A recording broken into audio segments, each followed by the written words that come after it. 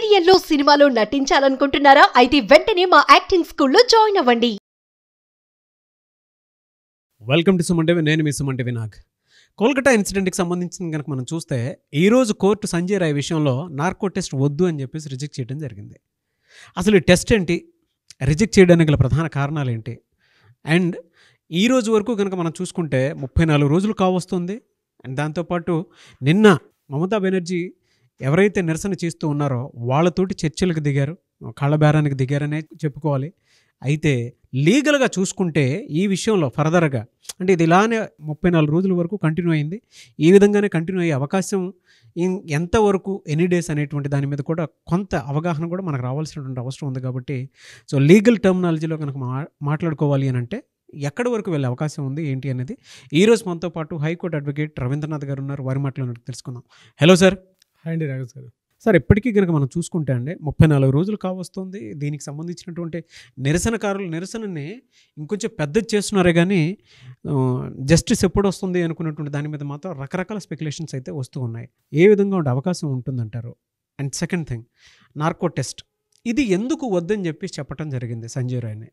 And ఈ narco test వల్ల ఎలాంటి బెనిఫిట్స్ ఉంటాయి అండ్ డీమెరిట్స్ ఏముంటాయి ఇందులో? ముఖ్యంగా నాగరాజు గారు, ఈరోజు సిబిఐ వాళ్ళు అప్పీల్ చేశారు ఈ సెల్డా కోర్టుకు సంబంధించి. సంజయ్ రాయ్ని కోర్టుకు తీసుకెళ్లారు. కోర్టుకు తీసుకెళ్లి ఇంట్రాగేషన్ చేయడం కూడా జరిగింది. ఈరోజు సంజయ్ రాయ్కి సంబంధించి 2 సంఘటనలు నమోదయ్యాయి. ఒకటి ప్రధానమైనటువంటి పాయింట్ ఏంటంటే, సంజయ్ రాయ్ యొక్క అంటే ఎవరైతే విక్టిమ్ చనిపోయినటువంటి ఆ విక్టిమ్ యొక్క ఆమె బాడీ మీద కొన్ని స్పాట్స్ గుర్తు చేశారు, పోస్ట్ మార్టంలో రాయడం జరిగింది.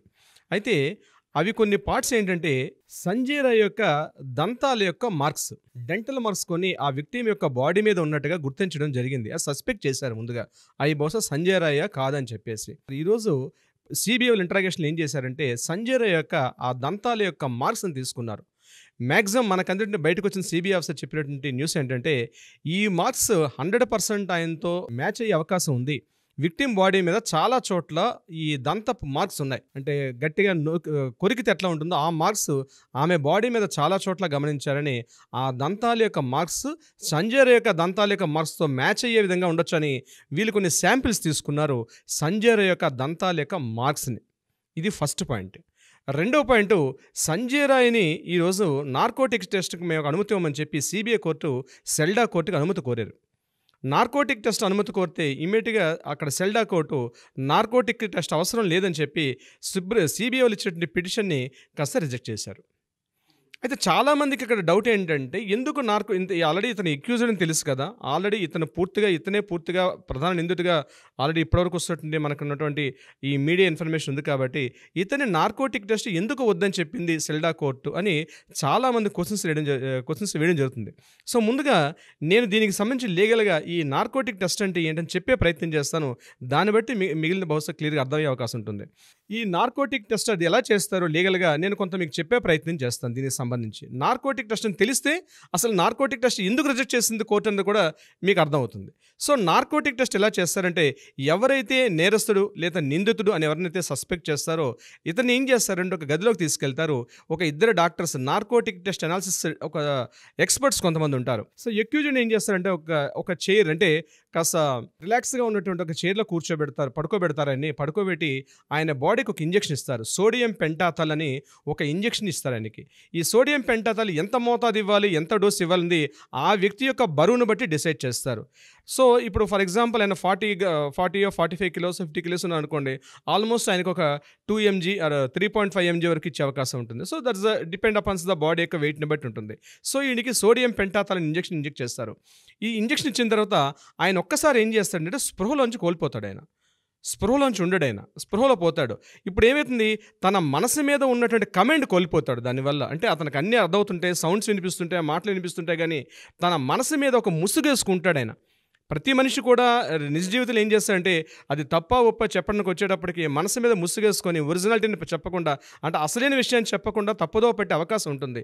ఎప్పుడైతే ఇంజెక్షన్ ఈ డ్రగ్ని బాడీలోకి వెళ్ళిందో ఇమీడియట్గా ఆయన బాడీ తెలియకుండా ఆ బాడీలో ఇది మెంటల్ కండిషన్ తీసుకెళ్తుంది. ఇంకా చెప్పండి, ఒక హిప్నాటిక్ కండిషన్లో తీసుకెళ్తారు దీన్ని. సబ్ కాన్షియస్లో ఏముందో అది బయటకు వస్తుంది. సబ్ కాన్షియస్లో ఏముంది, ఒరిజినల్ ఏముంది అన్నదాన్ని అతను అక్కడ అప్పుడు క్వశ్చన్స్ అడుగుతారు. ఆ క్వశ్చన్స్ అడిగేటప్పుడు ఆ ఇంటరాగేషన్లో ఆయన ఒరిజినల్ చెప్పే అవకాశం ఉంటుంది.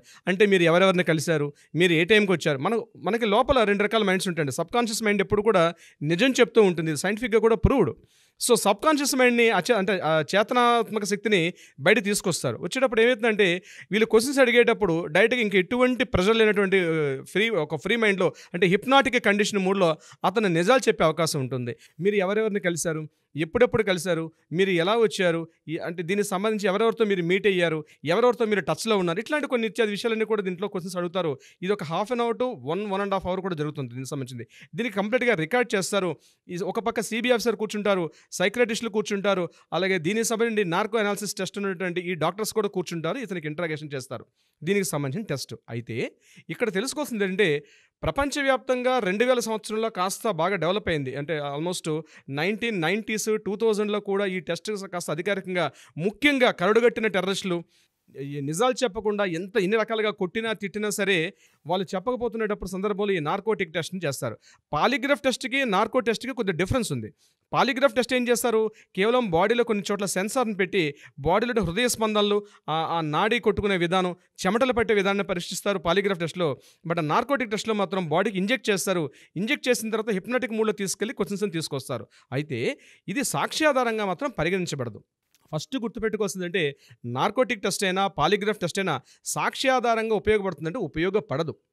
ఇక్కడ ఎవరికైతే టెస్ట్ చేస్తున్నారో ముందుగా ఆ అక్యూజ్డ్కి, నిందితుడికి ముందుగా ఇన్ఫార్మ్ చేస్తున్నారు, నీకు టెస్ట్ చేస్తున్నాం, సో నువ్వు ఇలా హిప్నాటిక్ వెళ్తున్నావు చెప్పే చేయాల్సి వస్తుంది. ఎందుకంటే ఆర్టికల్ 20 సబ్ క్లాస్ 3 కానీ ఆర్టికల్ 21 కానీ ఏం చెప్తుంటే ప్రతి ఒక్క వ్యక్తి యొక్క స్వేచ్ఛ, ఆయనకు ఒక స్వాతంత్రం ఉంటుంది, ఫ్రీడమ్. దానికి సంబంధించిన మన ఆర్టికల్స్ నిర్దేశిస్తాయి. కాబట్టి ఈవెన్ నిందితుడు కూడా ఆయన కొన్ని హక్కులు ఉంటాయి.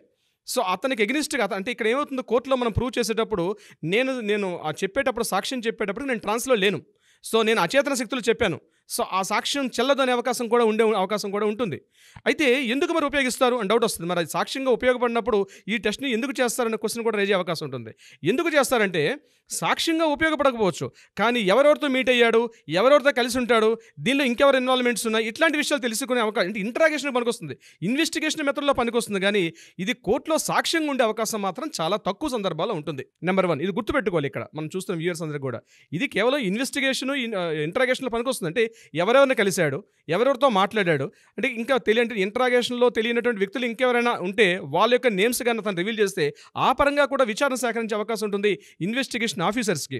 కానీ ఈ నార్కోటిక్ టెస్ట్ ఏదైతే ఉంటుందో డెఫినెట్గా కోర్టులో పెడితే మాత్రం ఫెయిల్ అవకాశం ఉంటుంది. ఎందుకంటే రూల్ ప్రకారం ఎలా ఉంటుంది, ఫర్ ఎగ్జాంపుల్ మనమే ఒక సిగ్నేచర్ సైన్ చేస్తున్నాం, ఒక డాక్యుమెంట్ మీద సైన్ చేస్తున్నాం అనుకోండి, అని ఏమంటాం, నేను క్లియర్ మైండ్లో ఉన్నప్పుడు సైన్ చేస్తున్న డాక్యుమెంటే మనకి వ్యాలిడ్ అవుతుంది.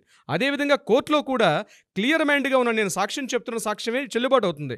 ఈ ఎవిడెన్స్ అనే యాక్ట్ ఒకటి ఉంది మనకి. ఇండియన్ చట్టాలు చాలా కాంప్లికేటెడ్గా ఉంటాయి ప్రతి విషయాన్ని కూడా నాగరాజ్ గారు.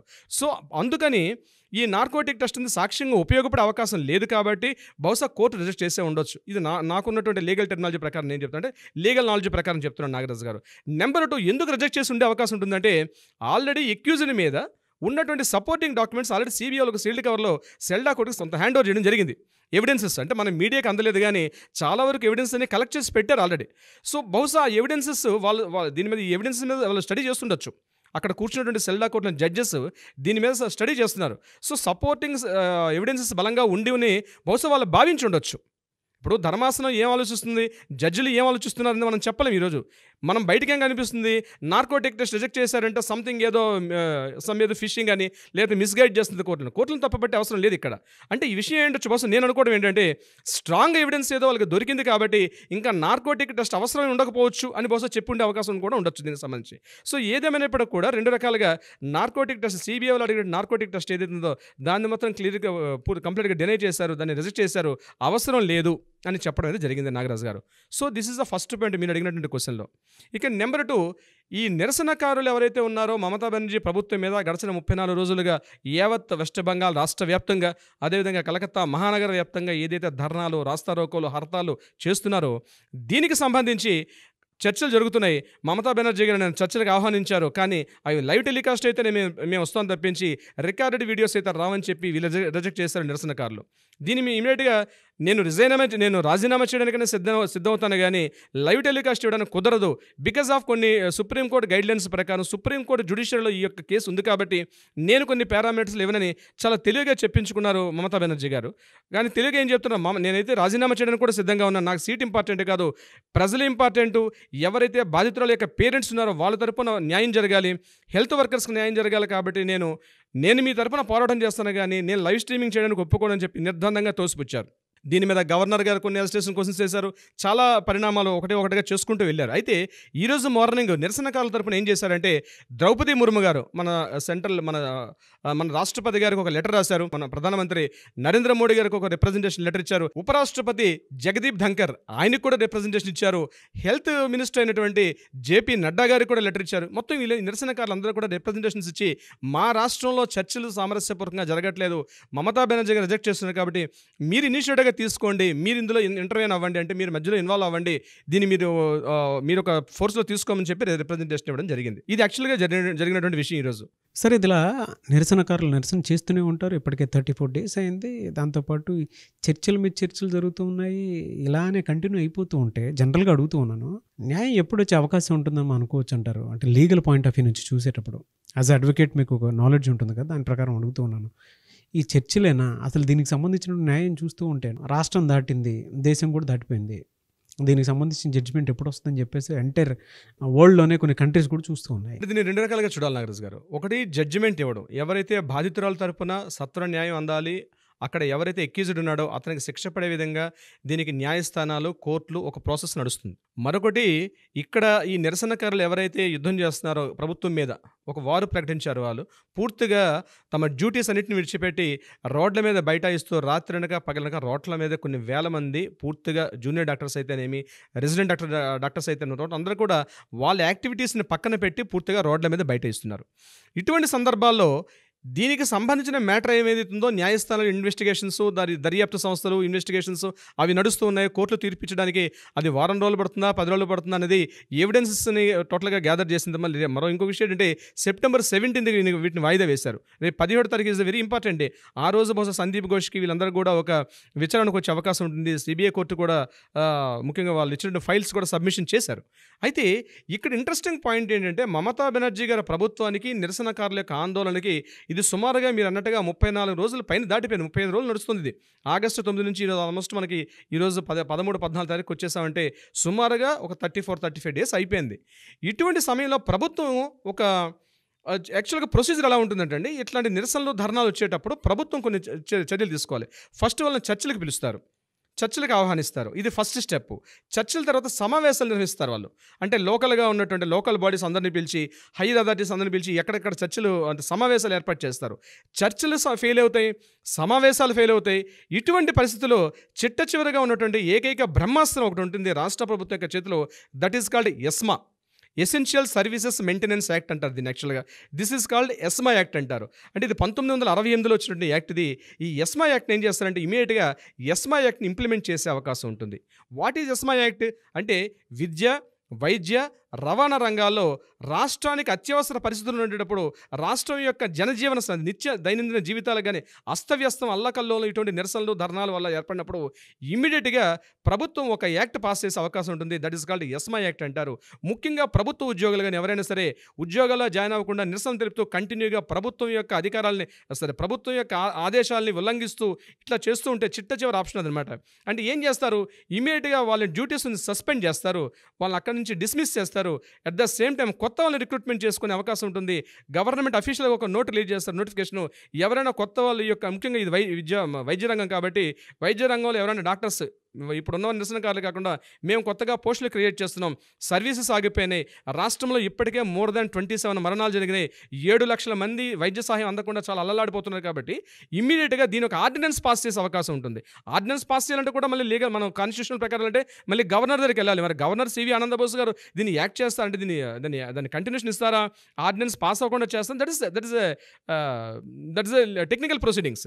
బట్ ప్రభుత్వం తీసుకునే చర్యలు ఎలా ఉంటుందంటే ఇమీడియట్గా ఎస్మా ప్రయోగించే అవకాశం ఉంటుంది. అంటే ఏంటి, ఇమీడియట్గా వీళ్ళందరినీ కూడా ఉద్యోగాలు ఎవరైతే జాబ్ చేస్తున్నారో అందరినీ కూడా డిస్మిస్ చేస్తారు, ఇమీడియట్గా కొత్త వాళ్ళని రిక్రూట్ చేస్తారు. హాస్పిటల్స్ అన్నీ కూడా ముఖ్యంగా ఎవరైతే వాలంటీర్స్ ఉంటారో, అంటే ఇప్పుడిప్పుడే మెడికోస్ ఇంకా కంప్లీట్ కానటువంటి వాళ్ళు, ఇంకా కంప్లీట్గా డాక్టర్ పట్ట అందుకొని బయటికి రాని వ్యక్తులను కూడా ఇమీడియట్గా వాళ్ళని పోస్టింగ్ తీసుకునే అవకాశం. ఎందుకంటే రాష్ట్రంలో వైద్యం అడుగుంటుంది అనుకోండి, వైద్య వ్యవస్థ భ్రష్టు పడిపోతే ఇమీడియట్గా రాష్ట్రంలో చాలా అలకలు అవుతుంది.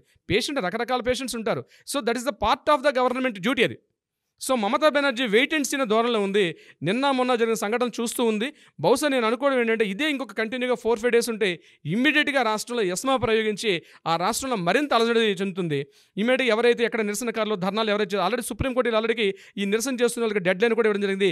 మన సెప్టెంబర్ 9, 10వ తారీఖు సాయంత్రం 5 గంటల్లో జాయిన్ అవ్వమని చెప్పి. సో ఆల్రెడీ సుప్రీంకోర్టు కూడా ఆదేశాలు ఉన్నాయి. దీన్ని అడ్వాంటేజ్ తీసుకుని మమతా బెనర్జీ గారు ఎస్మా ప్రయోగించి వీళ్ళందరినీ తీసుకెళ్లి జైల్లో పడించే అవకాశం ఉంది. సో మారబోతున్న పరిణామాలు ఎలాగ ఉంటాయో మన దగ్గరగా చూస్తే కొంతవరకు అవగాహన వస్తుంది. బట్ ఇదైతే 100% ప్రొసీడింగ్స్ లీగల్లో ఉన్నాయి కాబట్టి విక్టిమ్కి సంబంధించి రాష్ట్ర వ్యాప్తంగా ఈ అలజలను తగ్గించే అవకాశాలు మాత్రం మమతా బెనర్జీ గారు ఇమీడియట్గా ఈ స్టెప్ తీసుకునే అవకాశం బహుశా 1-2 రోజుల్లో తీసుకునే అవకాశం అయితే ఉంది. నాగరాజ్ గారు, వాట్ ఏ నాలెడ్జ్ అండి. అసలు కొన్ని కేసులు కూడా మన వాళ్ళు ఎవరన్నా అప్రోచ్ అయితే వెంటనే తీసుకోండి సార్ న్యాయం కోసం అని చెప్పేసి. Great knowledge and hats off to you. ఎందుకంటే ఏ విధంగా ఉంటుంది అనేటువంటి దాన్ని ఎంత స్పాంటేనియస్గా టక్ చెప్పుకుంటూ వెళ్ళిపోతున్నారు. Really hats off to you sir. And మీరు చెప్పినటువంటి సందర్భాన్ని బట్టి కనుక చూస్తే అండి ఈ విధంగా ఉంటుందని చెప్పేసి చెప్పేది, ఏ రకంగా చూసుకున్నా కూడా సత్వర న్యాయం జరగడానికి అన్ని రకాల తక్కువ టైంలో ఇది జరిగే అవకాశం ఉంటుందని భావించడానికి మాత్రం చాలా కోణాలు ఉన్నాయి ఇందులో. ఏదేమైనా we want justice, we demand justice. Anyways thank you అండి, thank you so much sir. So నేను కోరుకునేది ఒకటే, అంటే చాలామంది న్యాయం కోసం ఎదురు చూసేటువంటి వాళ్ళు ఉంటారు.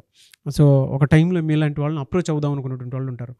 డెఫినెట్గా వాళ్ళ తరపున కూడా వాళ్ళు మీ దాకా వస్తే వాళ్ళకి న్యాయం చేయాలని మాత్రం కోరుకుంటున్నాను సార్. తప్పనిసరిగా నాగరాజ్ గారు. థ్యాంక్ యూ అండి, thank you so much Ravindranath garu. Thank you so much Nagaraj గారు.